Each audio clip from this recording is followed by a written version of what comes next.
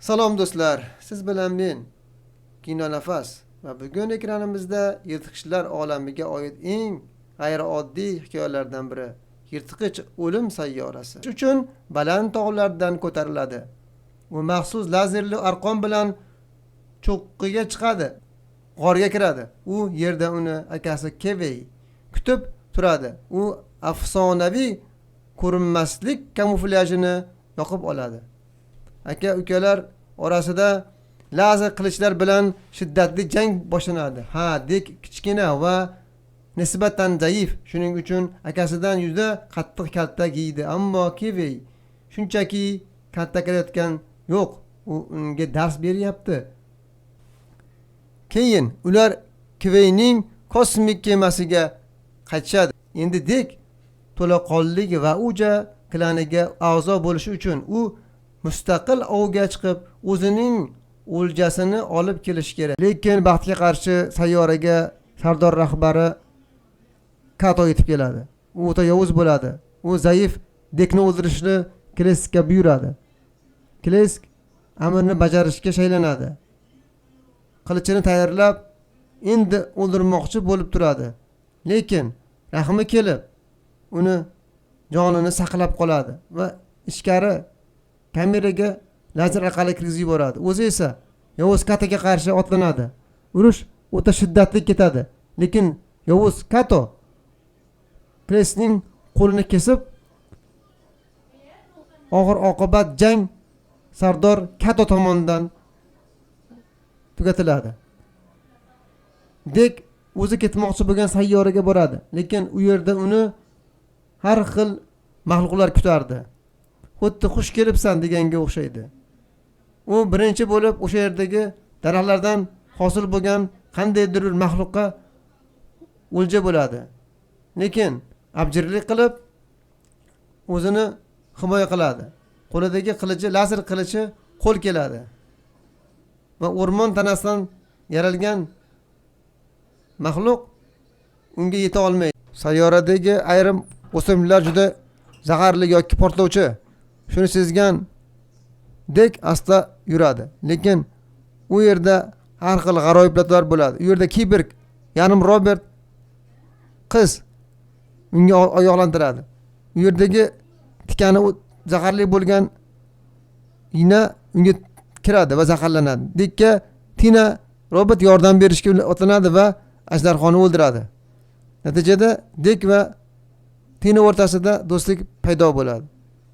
Va u agar unga yordam istasa yordam berishini aytadi va ular birga safarga chiqishadi. Lekin ularga har xil g'aroyibotlar, mahluqlar hujum qiladi. Ular u hujumlardan qutulib qolishadi va aqlni ishlatishadi. Ular yig'ilishib keyingi nimani muzokara qilishadi. Bu paytda uning singlisi Tia, kiberg bo'lgan, lekin yovuz kompaniyaga ishlaydigan programmalashtirilgan qiz ovga chiqadi. Shu paytda katta nasorok sayyorada ularga ta'qib qiladi. Bir dumaloq hayvoncha ularning oldidan chiqadi. Ular daraxt sakrab, daraxt tanasini kesib, ularga yaqin nasorokka qarshi jarohat qiladi, lekin o'zlari ham daraxtga urilib yiqilishadi. Va dumaloqcha ham ular bilan kurashadi. Dumaloqcha bir ikki zarba beradi. Shu paytda haligi nasorok ularga hujum qiladi, lekin u lazer qilichini otib, nasorokni maydalab tashlaydi va o'ljalarni qo'lga kiritadi. So'ngra endi qutum deganda bir g'aroyib ko'rshapalak duch kelib, ularni yemoqchi bo'ladi, lekin dumaloqcha ularning tishiga qo'tona olib beradi va yolmaydi. Ular qochishadi, lekin yana boshqa mahluqqa to'g'ri kelishadi. Bu uch oyoqlik asminok ularga tashlanardi. U qilichi bilan uni ustiga chiqib, uni yorib tashladi. Dek va dumaloqcha va Tina birga o'tirib suhbat qilishardi. Endi ularning maqsadi bor edi. Ular Tiyaga qarshi borishi kerak va Katoga qarshi borishi kerak edi. Bu vaqtda Tinaning singlisi kosmik kemaga yetib kelib, u yerdagi qurol aslahalarini tekshirib chiqardi. Va yarim Tina Dekning orqasiga bog'lanib safarga yo'l olishdi. Ular kelishib olishdi. Bular Katoga hujum qilib, bu sayyoradagi o'ljalar olish kerak edi. Lekin yarim Robert Kiborg o'zini ta'mirlaydi. U yarmini topgandan so'ng o'zini ta'mirlash, lekin haqiqatni aytadi. Men senga yolg'on gapirgandim. Men aslida bu yerga eksperiment maqsadida kelganman deydi. O'zini ta'mirlab turganda achchiq qilib, dek katta maxluq jangga chaqiradi. Katta yirik maxluq yetib keladi. Jang o'ta qizg'in, shiddatli ketadi. Dek uni parchalaveradi, lekin o'zi ham yaxshigan zarbalarni o'tkazib yuboradi. Dek qochib tez harakat qilib, maxluqni zanjirband qilib, uni otib, har xil zarbalar beradi. Lekin boshini yorib tashlaganda ham, kesganda ham boshi yana qayta tiklanib qoladi. U shunaqangi qobiliyatga ega edi. Shu paytda Tiya yetib keladi va Dekni qotirib qo'yadi. Va Dekni asir qilib, kemasiga solib olib ketadi. Va Dekdan o'sha sayyora haqida, umumiy qurollar haqida ma'lumot olish qoladi. Va Tinaga sen meni opamsan. Sen menga yordam berishing kerak deydi. Shu paytda Dek juda g'azablanadi va undan juda qiynashadi. Unga har xil eksperimentlar olishadi va undan ko'p ma'lumotlarni olishadi. Dek juda xafa bo'ladi.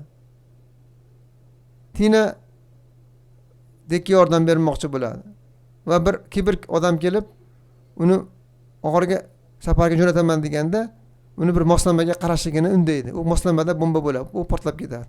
Va Dekni qutulishga yordam beradi. Tiya esa og'zini ochib qolaveradi. Dek kelib, kosmik kemalar ko'zdan kechiradi va o'sha yerdagi nimalar bilan qurollarni meni qaytib keladi. Ma'lumotlar bilan. U yerda qattiq kurash ketadi. U endi chuvalchangni va boshqa nimalarni olib kelgan. Tinaning yarimtasi ham xizmat qiladi. Ularga yordam beradi. Dek o'ta shiddatli kurashadi. Tina ham uyg'onib jangda qatnashadi.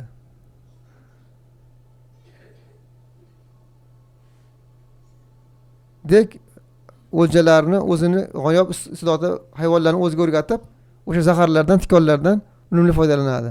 Hammalari bir bo'lib kelishganda, u yerda haligi zaharlik igna va chuvalchanglar tashlanib, ularni halok qiladi. Dekni Tiya nishonga oladi. Lekin maxluq kelib qoladi va temir kiygan Tiyaga qarshi kurashadi. Uni Dek jarohatlaydi. Va maxluq bilan robot kiygan Tina to'qnash keladi. Maxluq kurashadi. Tiya uni ko'taradi. Dek esa bir tomondan o'q otilganda Dek o'qiga qarshi kamon otadi va maxluq qutqarib qoladi. Maxluq Tiyani o'ldirishga astoydil tirishib, uni bir yamlab yutib oladi.